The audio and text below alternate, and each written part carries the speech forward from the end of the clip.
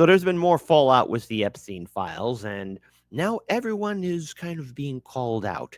But the thing is, notice there's going to be a triple, quadruple, 10 times, 100 times more of the effort to try and make the Epstein files irrelevant. Now, the establishment and these politicians can do all they can to try and dismiss these files, or either that, Epstein himself. But no matter what they do, the internet never forgets. And no matter what, despite the online suppression and censorship that we see on the various platforms, it is a social responsibility of everyone across the political spectrum to keep this story alive. Don't let it die on the vine, because we don't want to ever say, oh, that Epstein story, whatever happened there. No. We keep it alive. We share it. We talk about it because he knew. Everyone knew. Everyone who was associated with Epstein, they knew in some form or another just who he was. He was the most prolific trafficker in international history, who somehow mysteriously passed away under very suspicious circumstances inside a well-fortified prison facility. And then, yawn, his 2 security guards fell asleep, and then, oh no, power outage, and then, oh no, he died. And that video surveillance footage didn't do any service to anybody, especially with, 2 minutes missing? It seemed very suspiciously edited. A bird goes tweet, and I'll have to wonder what the hell happened there. But why am I talking about this? Well, look, Kevin O'Leary, one of the main guys on Shark Tank, was on CNN. And Anna Kasparian, hey, look, I'll give it this. I might have my differences with Anna Kasparian, but I will acknowledge that she is definitely right in laying down the fire of, yes, we need to know just how many of our scumbag politicians either knew Epstein, partook in his devious shenanigans on his little fantastic island, which I think, in my opinion, should be obliterated, nuked into the atmosphere. I don't know. Just the amount of evil on that island should not be tolerated. And in fact, I think it's everyone in the world should be demanding that island to be put to the bottom of the ocean. But nonetheless, hey, maybe we'll get that. But nonetheless, I found this conversation to be very interesting because Kevin O'Leary says that nobody gives a poop about the Epstein files. Let's have democracy in the chat. Do you care about the Epstein files and want to know who's on that list? Who associated with Epstein? Type 1 for I don't care. This is a hoax story, Kit. A type 2, no, I need to know. And anybody who says that we shouldn't care about it, we should eye them with much suspicion indeed. But let's go ahead and pull up this video here. Let's go ahead and pull this up here for everyone to see. Let's go, Ghostbusters, shall we? I would love for them to release the files. I am not at all in Trump's base. However, I care deeply about it because I'm not going to buy this argument that like these young girls were raped by what?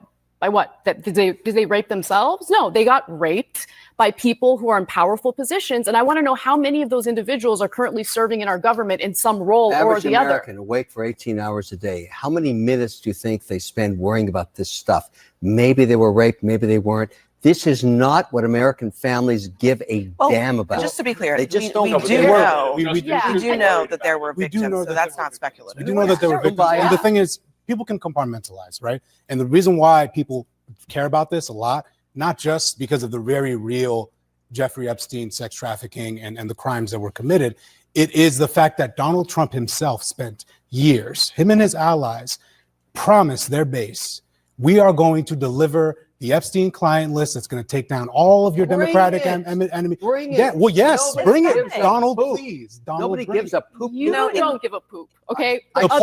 Okay, God, I can't believe we're talking about poop on national television, and especially about the most horrific individual right now who had close ties, financial ties, with numerous politicians, both Democrat and Republican. So you hear that, latte drinking liberals, diehard Trump supporters, everyone else in between, Team Red, Team Blue, both parties were associated with that scumbag.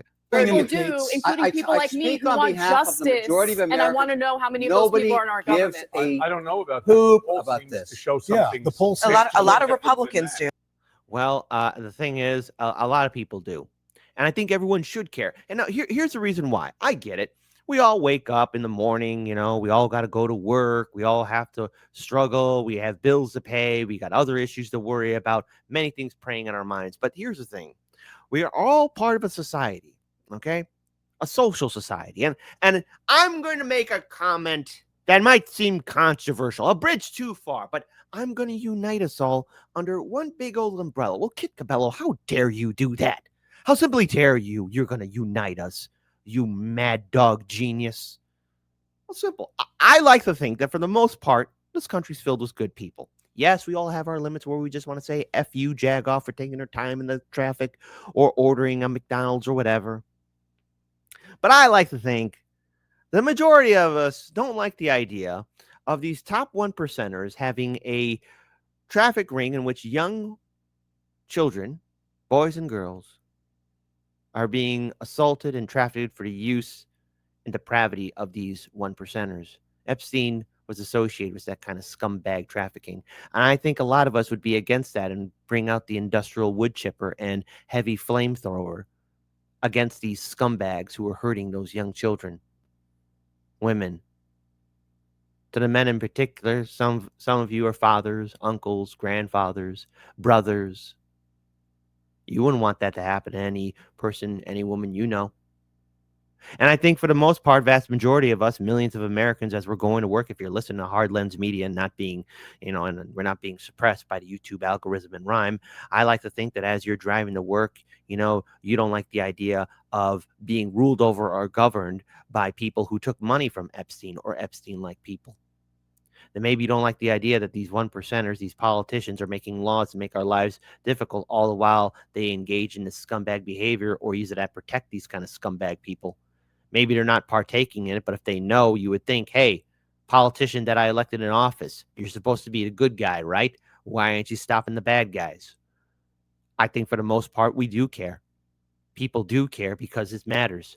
I don't like the idea of being governed by scumbag people that would break their necks to defend people like Epstein or Epstein-like clones. Maybe I'm wrong here. Maybe I'm overthinking it, but I like to think the vast majority of millions of Americans do care, because God forbid that happens to one of your family members, your friends, your coworkers.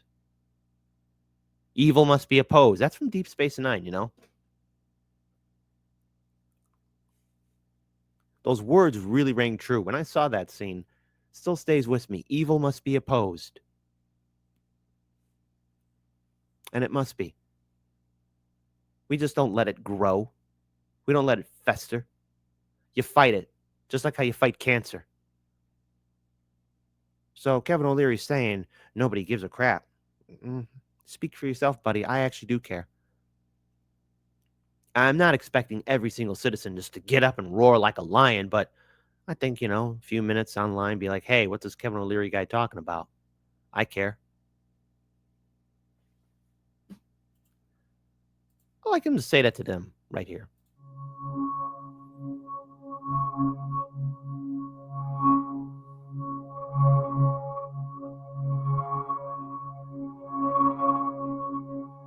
I suffered so much pain. So much pain. So much pain. I suffered so much pain. I was 14 years old. I was 16 years old. I was 16. 17. 14 years old. This is me. This was me. This is me. When I met Jeffrey Epstein. This is me when I met Jeffrey Epstein.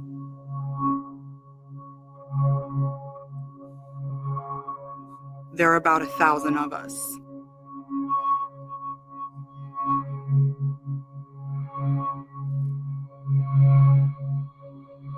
It's time to bring the secrets out of the shadows. It's time to shine a light into the darkness.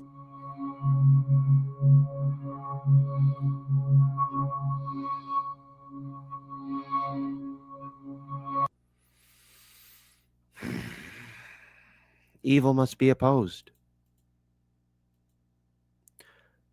So yeah, I agree with Anna Kasparian. Release these files. We need to know who these politicians are.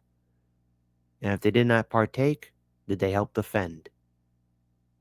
I want to know who all these people are. I want to know who they are, and so do you. You don't let any of the cancer survive. You cut it out. You remove it.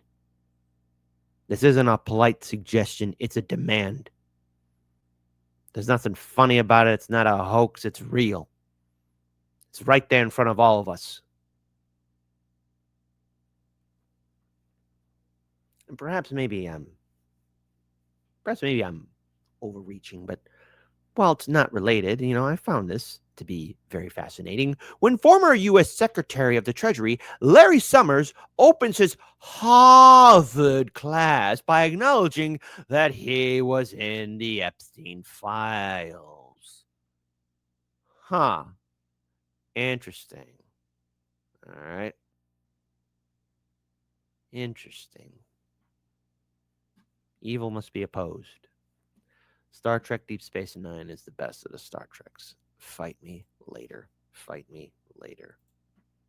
Some of you will have seen my statement of regret, expressing my shame with respect to what I did in communication with Mr. Epstein, and that I've said that I'm going to step back from public activities for a time, but I think it's very important to fulfill my teaching obligations.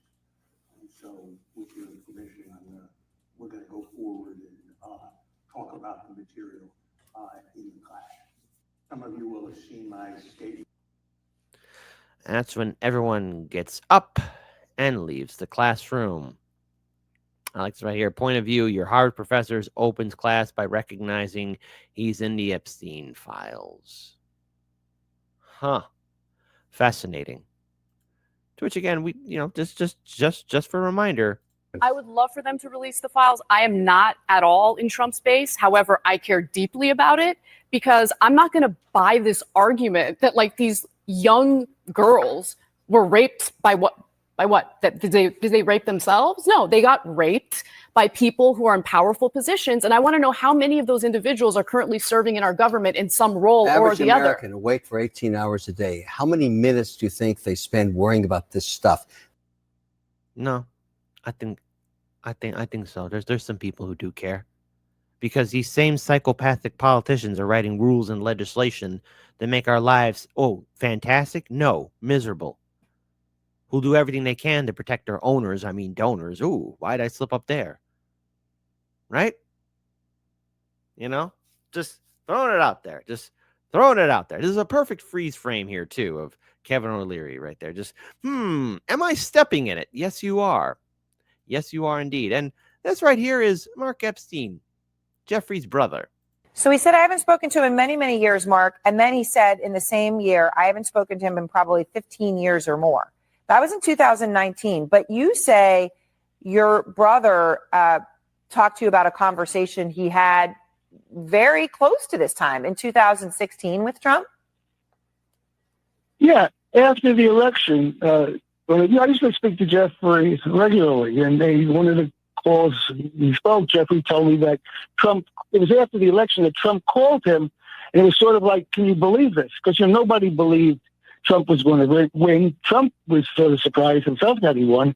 So Jeffrey said he called him like, could you believe this type of a phone call? So Trump called your brother.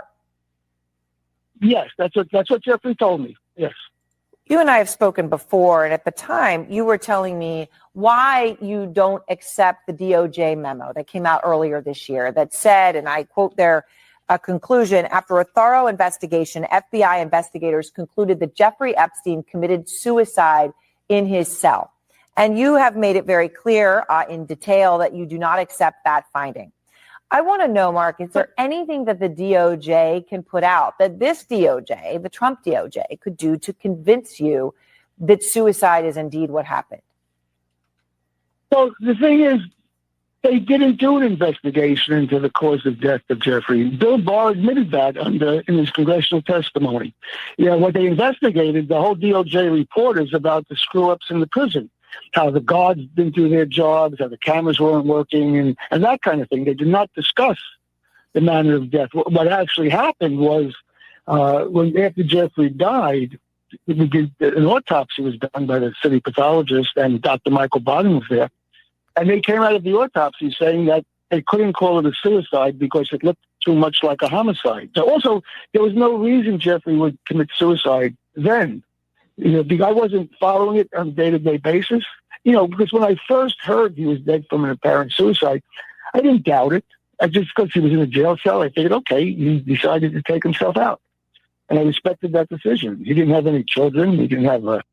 Now, here's the thing. Another reason why we wanted to make sure that this story doesn't die on the vine, that it remains extremely relevant, is because of his overall odd way he passed away. I mean, don't you guys find it suspicious? Look, perhaps I've read too many comic books. I know I read comic books as a kid. Perhaps I played too many video games. I still play video games now. Perhaps I watch too many movies and TV shows, but it just, boy, do those red flags started flying high up in the sky. I mean, those red flags were so many, you'd think the Soviet Union was back. You would think so, but no, because it's just so suspicious. He knew everyone, right? I mean, the Hollywood elite, the movies, the directors, the producers, the actors, and yes, actresses, politicians, Democrat and Republican. Oh no, bipartisanship and corrupt behavior. Who knew? He knew members of different royal families. Oh, my goodness. And he knew all the movers and shakers in Wall Street, the big banks, the hedge funds, all those kind of people. Bet he got a lot of dirt on them, huh? A lot of people want to keep some secrets buried. Our parents were gone. There was no reason in that respect for him not to. But then when they did the autopsy the next day, and they said it looks more like a homicide than a suicide, that's when, whoa, what's going on here? And then we start looking into it, and then we see all the anomalies in the prison. And also, Jeffrey had a hearing coming up to appeal his bail decision. And he was going to be putting up what would have been the highest bail in United States history. And so there's a chance he could have gotten bail, in which case he'd be living in his house with an ankle monitor on, with armed guards and cameras to make sure he didn't go anywhere. And, so why would he kill himself?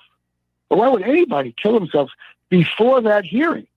I could see if they had the bail hearing and bail was denied again, and he didn't want to spend another year waiting trial to take himself out, that would be more understandable. But knowing Jeffrey, he wouldn't kill himself before that hearing, especially since he was pretty much up what would have been the highest bail in U.S. history. Yes, so there's many reasons. First of all, who Jeffrey Epstein knew, the people he was associated with, how he mysteriously passed away, and why corporate media and the establishment are doing everything they can to kill this story. Anna Kasparian's right. Kevin O'Leary's wrong. People do care about this. No, not everyone's thinking about it 24/7 because, if you think about it 24/7, it's going to put you in a really messed up mindset. You're going to get very angry. You're going to get very sick to your stomach. You're going to get furious, and you are going to get ticked off. Anna's not wrong. She's correct. I agree with her. No, I want to know. I want to know who's on that list. Everyone should be demanding to know, because evil must be opposed. And while these files, Trump, hey, he signed it. It's going to be released now. It's not a hoax. It's very real. And you are going to witness just more than one video of a Harvard law professor or any kind of professor saying, I'm on the Epstein files. You might see a couple other names. Maybe people you like. Maybe politicians you like. Maybe some actor or director that you like too. And you'll be like, huh, they're all on the list. And the thing is, I'm just going to say this here, because everyone knew about Weinstein. Everybody knew. Everybody knew. Everybody knew.